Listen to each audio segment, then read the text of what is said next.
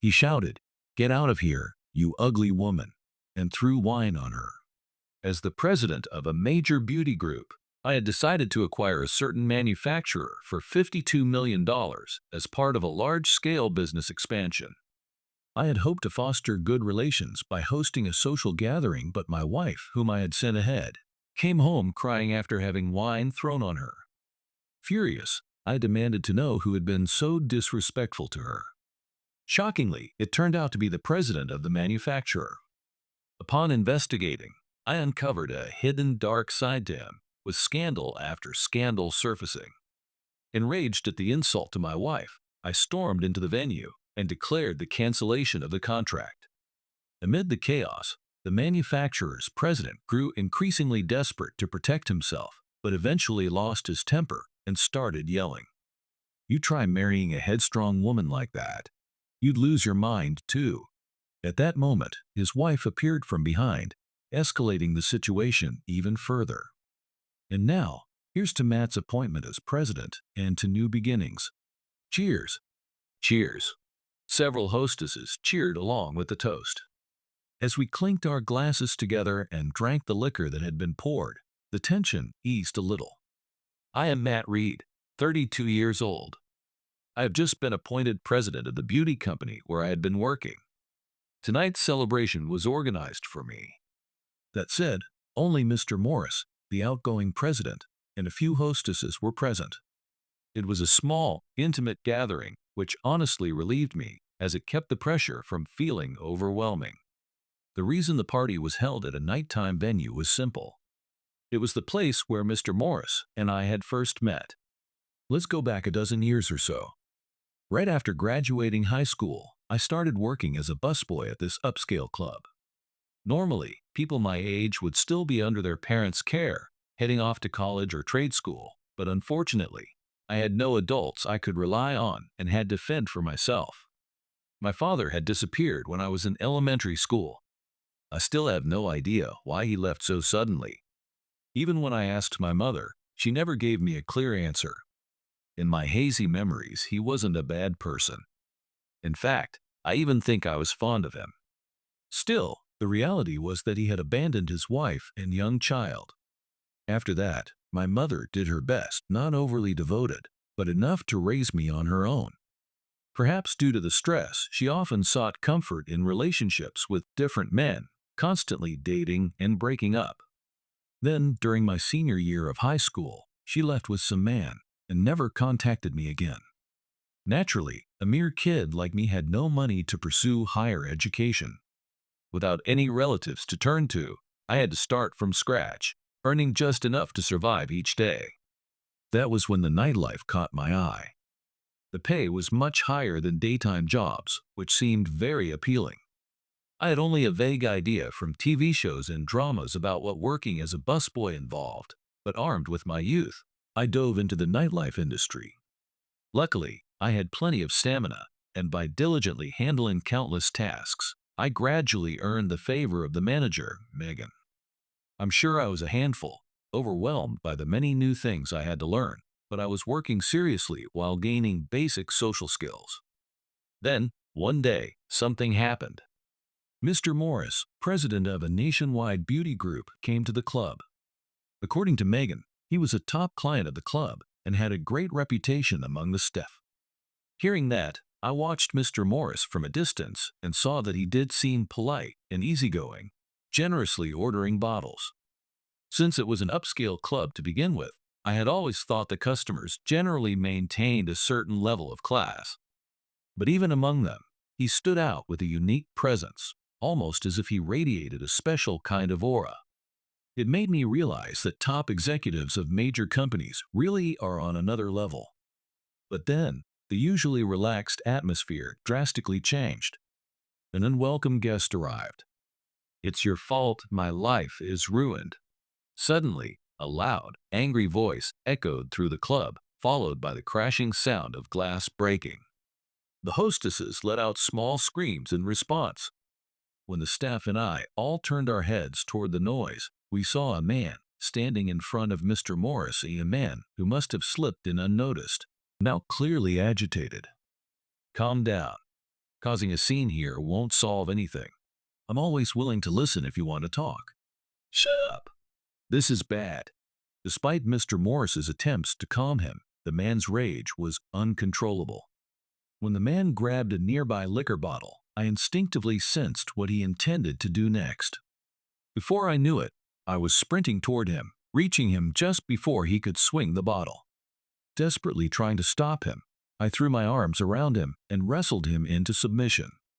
The man put up a fierce struggle, making it hard to hold him down, but with the help of the other busboys who rushed over, we managed to overpower him without anyone getting hurt. Thanks to you, we avoided a disaster. Thank you so much. Are you hurt? Mr. Morris bowed his head and looked me over with concern. When I told him it was just a little spilled drink on my clothes, he visibly relaxed.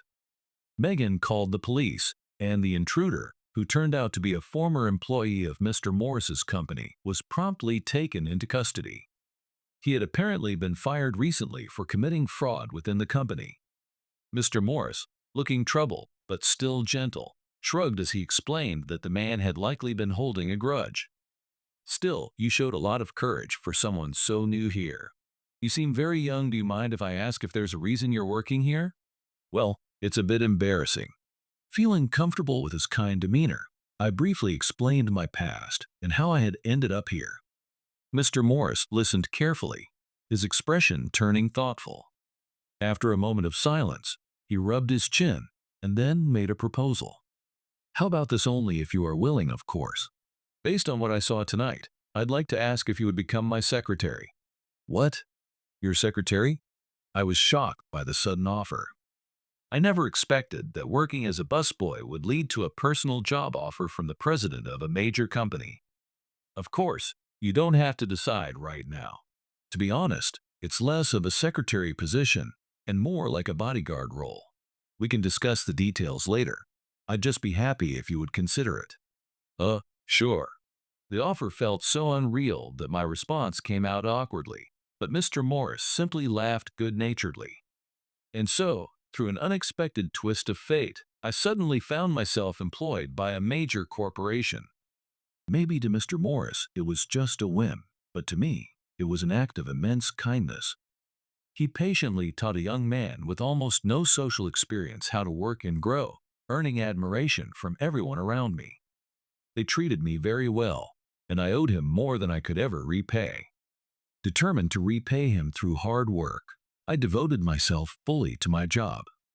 Years later, Mr. Morris, having named me as his successor, arranged this secret celebration at the place where we first met. Although none of the hostesses I used to know still worked there, Megan was still around and had joined the celebration. I can't believe it. Our little fledgling is taking over your company, Megan said. I'm the most surprised, honestly, I replied. I bet you are. It had been quite a while since I had last chatted with Megan, who laughed brightly with a cheerful clatter. Even after I left the club, I had visited this place several times with Mr. Morris, but recently, I had been too busy with the transition work to come by at all. There are a lot of new faces here. Most of them are people I'm meeting for the first time, I said, glancing around at the hostesses. The young woman sitting beside me tonight was also someone new I had never seen before. She had an open, cheerful smile that left a good impression. When I spoke to her, I found out she was relatively new to the nightlife industry. My name is Natalie. It's a pleasure to meet you, she said. After a bit of conversation, I gathered that she was probably in her mid-20s and was an excellent listener. Despite her youth, the way she spoke showed a maturity and emotional strength that suggested a wealth of life experience. Curious, I asked Natalie why she had started working at a club.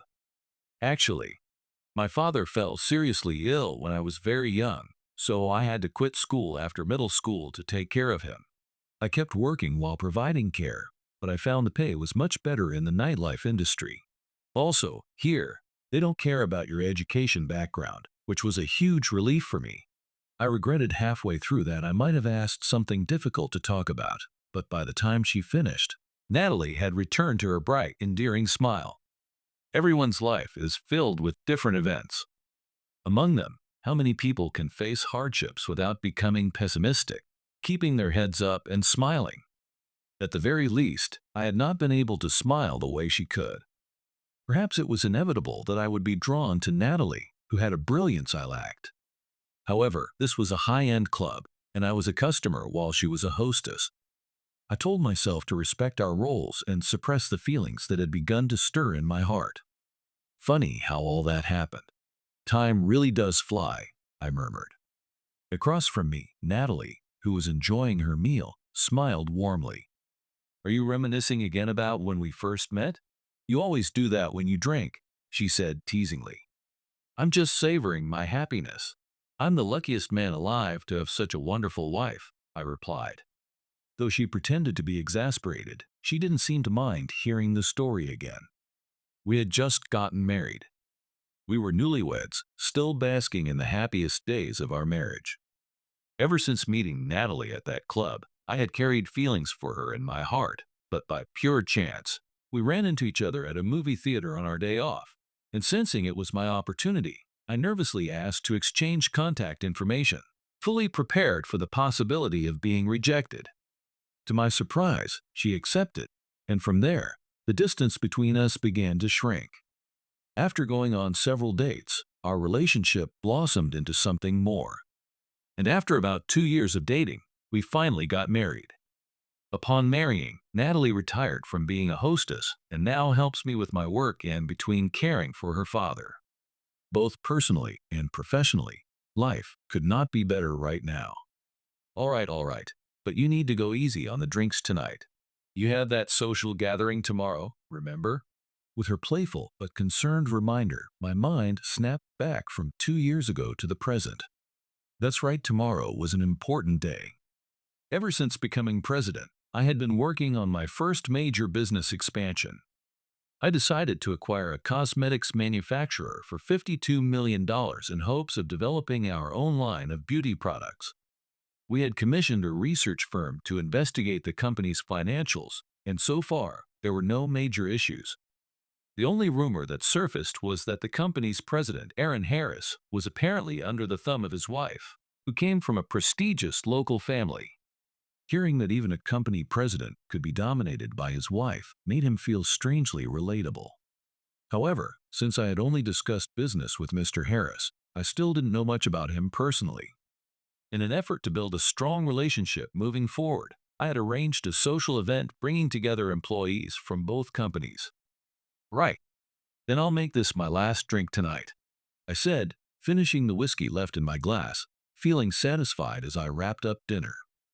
Though much of it was due to sheer luck, I had been blessed with good people and a good environment, and my life now felt full. That's why I didn't hold any resentment toward my parents. Maybe I had craved affection at times, but I chose to believe they each had their own unavoidable circumstances. Humming to myself, I climbed into bed and grabbed my planner to double-check tomorrow's schedule.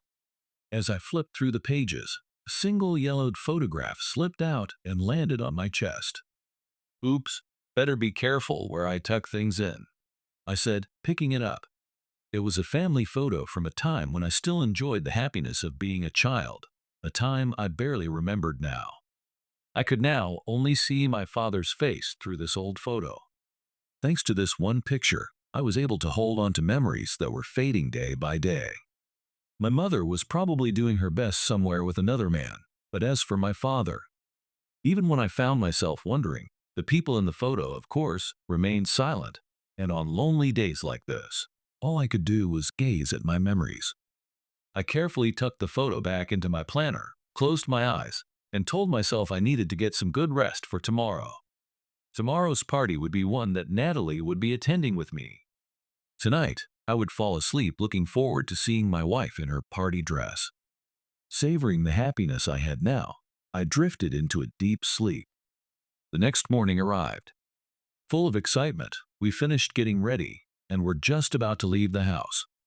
Natalie had chosen a soft, slightly muted pink dress, and it suited her so perfectly that she looked absolutely stunning.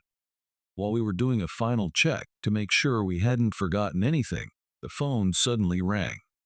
Hello, this is Matt speaking. Is this Matt? Good afternoon. This is Oliver from the investigation agency you hired. The caller was an investigator from the firm I had asked to look into the internal affairs of the manufacturer. Oliver was an older man, probably in his 60s, and perhaps due to his line of work, he had a somewhat shadowy air about him. Still, I trusted him completely. He was skilled and reliable. The investigation should have been mostly wrapped up, so I wondered what could have prompted this sudden call. As if to answer my doubts, Oliver carefully chose his words as he spoke. Something urgent has come to light that I thought I should inform you of right away. Would you happen to have a little time now? Something urgent? I hesitated, torn between the importance of the upcoming social gathering and the seriousness implied by Oliver's tone. But if he said it was urgent, it must really be something I needed to know. Natalie, I'm sorry, but I'm going to be late. Something urgent just came up that I have to deal with. Oh, really? Will you still make it in time for the opening speech? I'm not sure. If I can't, could you stand in for me and handle things until I get there? All right, I'll wait for you at the venue. Natalie's ability to handle situations like this was incredibly reassuring. Even stepping in as an acting president on short notice didn't faze her. Thanking my wife, I turned my attention back to the phone call. All right then, please give me the report. As for the location, well, since there isn't much time, could you come to my house? I arranged for the emergency meeting to take place at my home, and after seeing Natalie off, waited anxiously for Oliver to arrive. Judging by his serious tone, it was unlikely to be good news. I hoped it wasn't something that would cause major problems later. As I was thinking that, the doorbell rang sooner than expected. It seemed he had been nearby when he called. Oliver, good to see you. Please come in. I invited him into the sitting room, and, feeling a heavy sense of tension, listened carefully to his report. About an hour had passed since Oliver arrived. As I listened to his findings, the small sense of unease I had at first steadily grew into something much larger. So, this is what's been going on, I said grimly. Yes, I'm truly sorry I wasn't able to uncover it sooner. We sat facing each other, both wearing serious expressions, the room wrapped in a heavy silence. But that silence was abruptly shattered by a loud bang. Bang! Startled, I realized it was the sound of a door being flung open in a panic. What happened, Natalie? Are you okay? I rushed to the entrance, and there stood my wife, who had left just a short while ago, now gasping for breath. Tears streamed steadily down from her eyes. A large red stain, which hadn't been there when she left, now spread dramatically across her pink dress. I'm sorry. I had to leave the party. Don't worry about that. Just tell me what happened.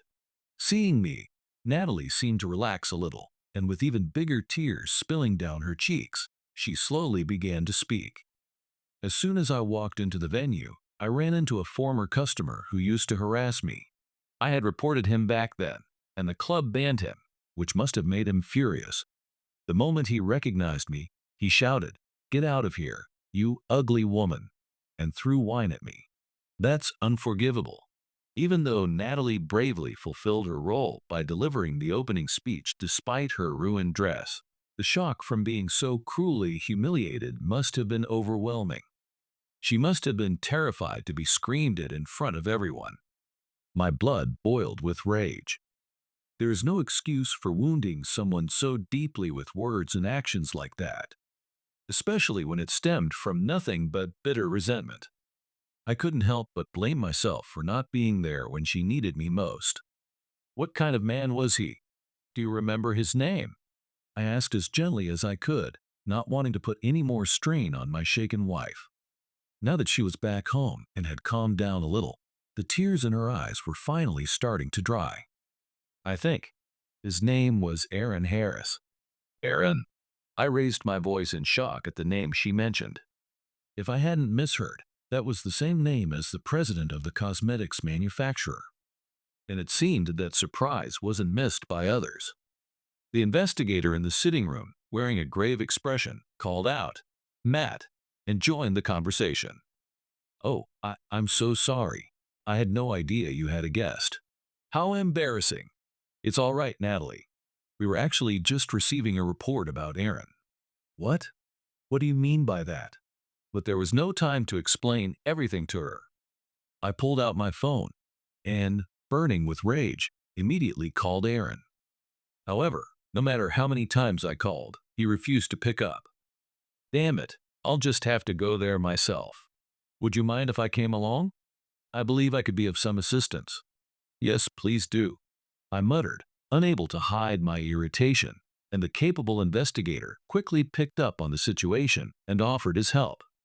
Over the past few days, he had uncovered the darker side of Aaron and had been digging deeper. From what I had heard, his behavior toward Natalie was likely just the tip of the iceberg. It was clear we needed to reconsider the deal. I got into the car with the sharp-minded investigator and my wife, who still hadn't fully grasped the situation, and we headed toward the venue. Oh, I thought you had already left. Just a cheap little hostess. When we arrived at the gathering, Aaron, who already seemed quite drunk, glanced at Natalie and immediately began to hurl insults. I quickly shielded my trembling wife behind me and clenched my fists tightly. His attitude was a complete departure from the professional demeanor he had shown before. He was far beyond the point where drunkenness could excuse his behavior.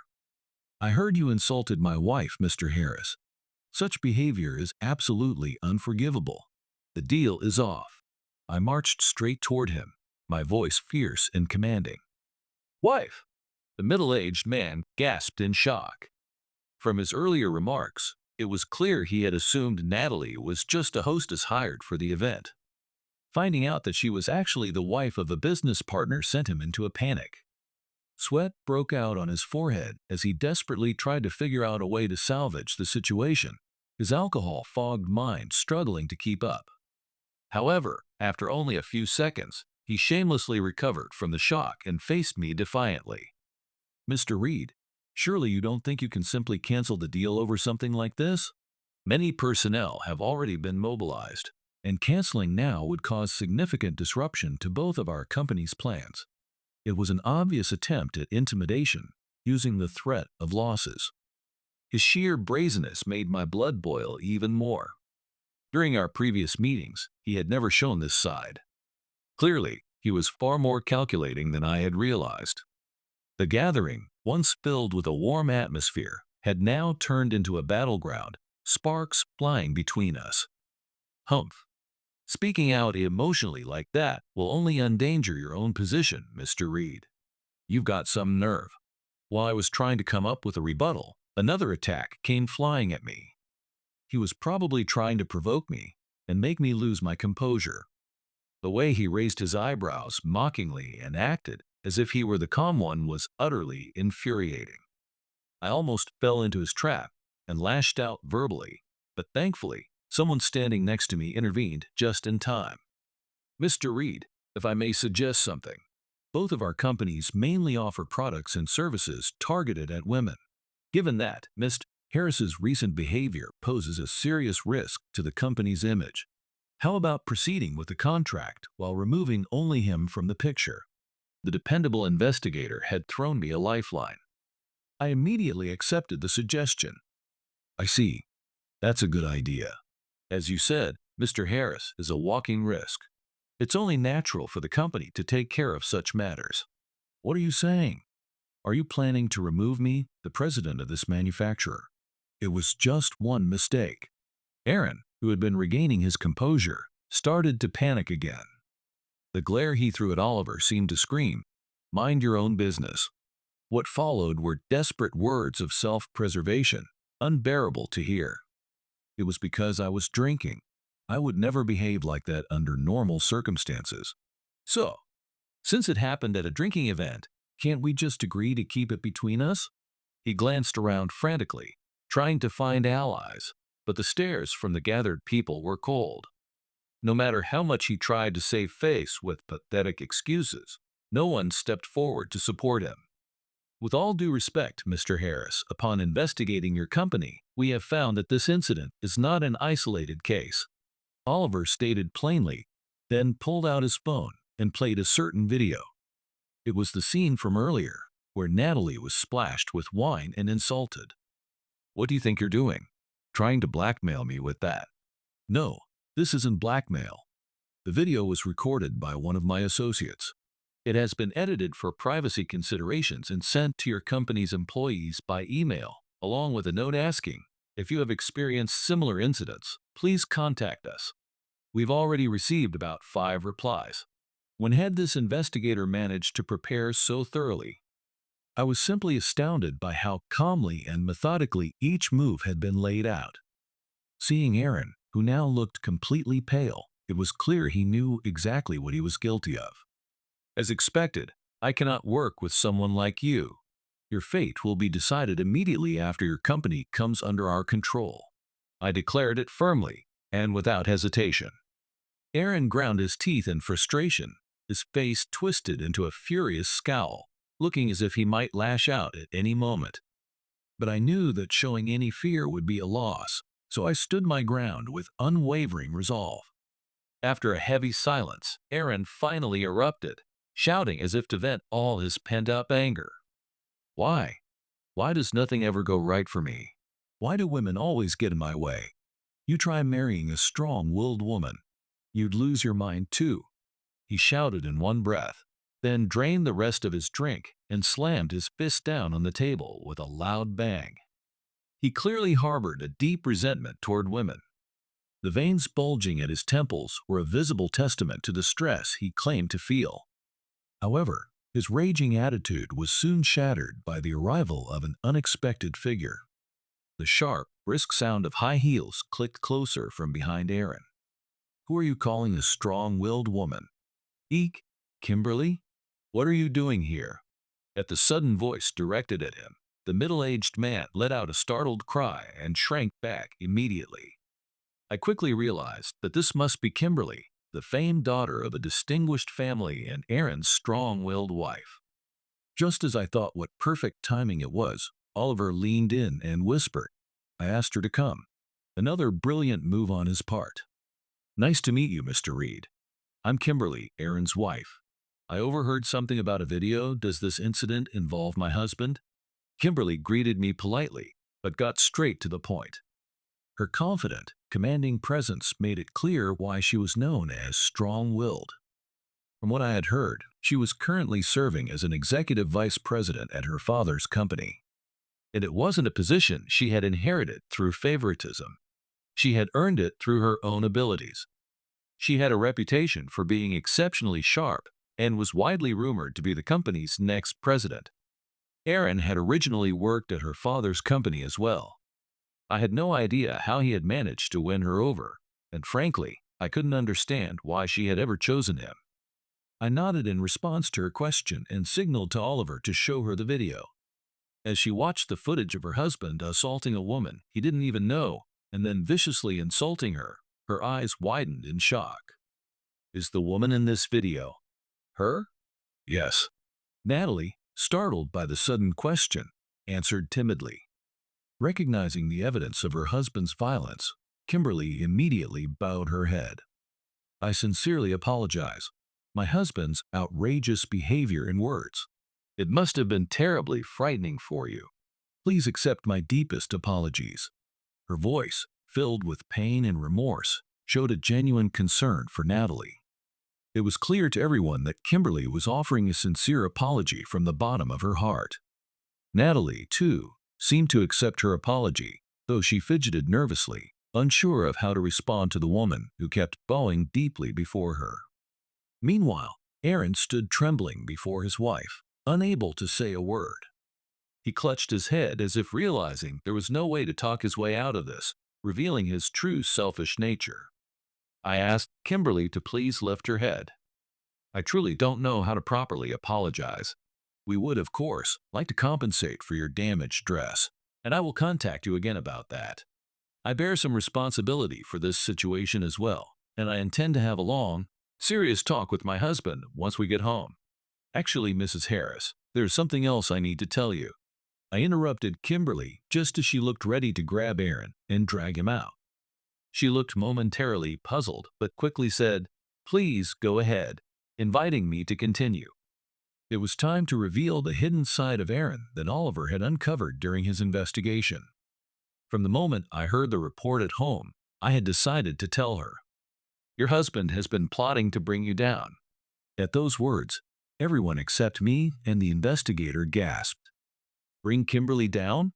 Don't be ridiculous. Aaron, who had been shrinking into himself, suddenly flared up, snorting in anger.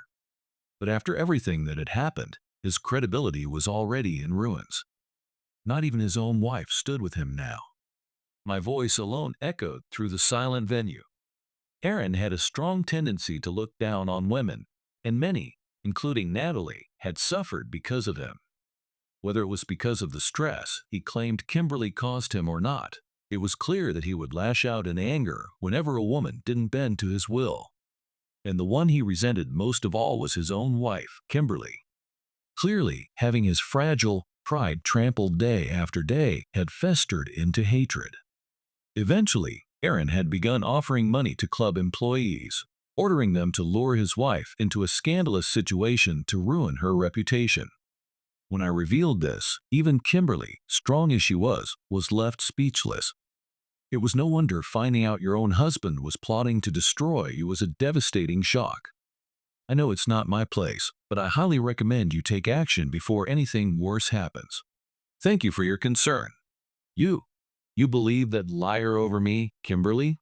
Kimberly's shoulders trembled with anger as she fully understood the situation.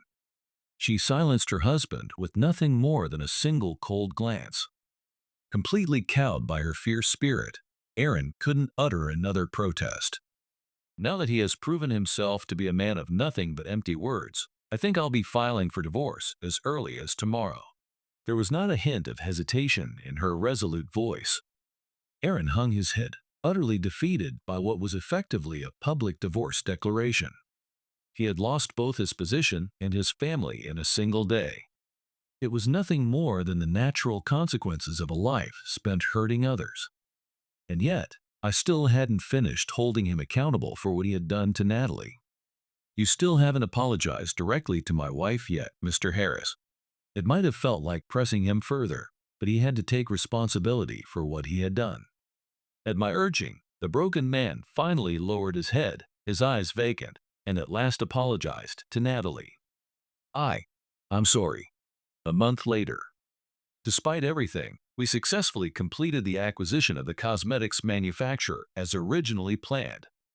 Of course, after all the chaos that had erupted, Aaron's arrogant behavior towards several women within the company became widely known, and before we even needed to take any action, he was forced to step down as president before the contract was finalized.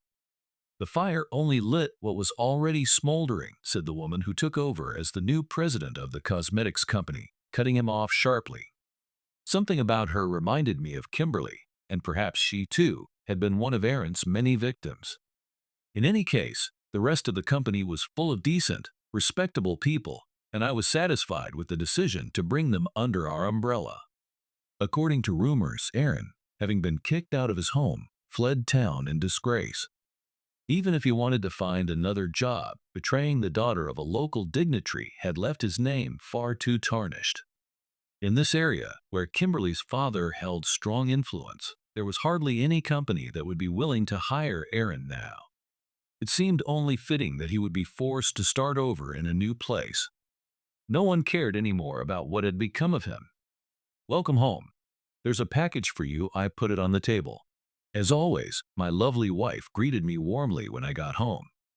I had worried that what happened that day might leave lasting scars, but Natalie had fully regained her cheerful spirit. Thanks. I wonder who it's from.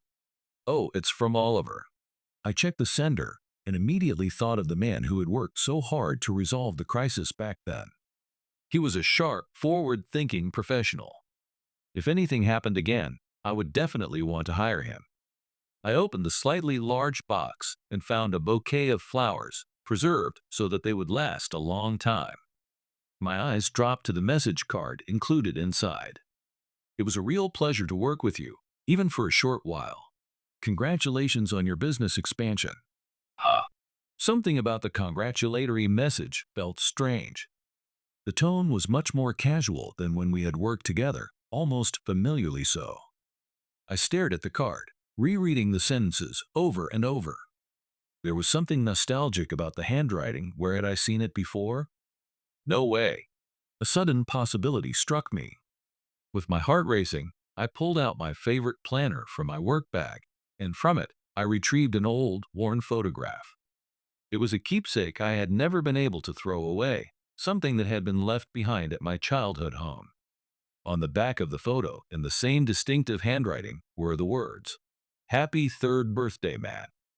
I looked back and forth between the message card and the photograph, then quietly closed my eyes. Why didn't you ever tell me, Dad? Was it really just coincidence? When I tried to contact the investigation agency later, I was told that Oliver had already resigned. I wondered when he had realized the truth. And what must he have felt, standing quietly beside me all that time? There are so many things I want to ask him, so many things I want to tell him, and a bouquet and a few words of congratulations could never fill the gaping hole left in my heart. Even now, dreaming of the day we might meet again, I sit and gaze at the unfading flowers and the old photograph.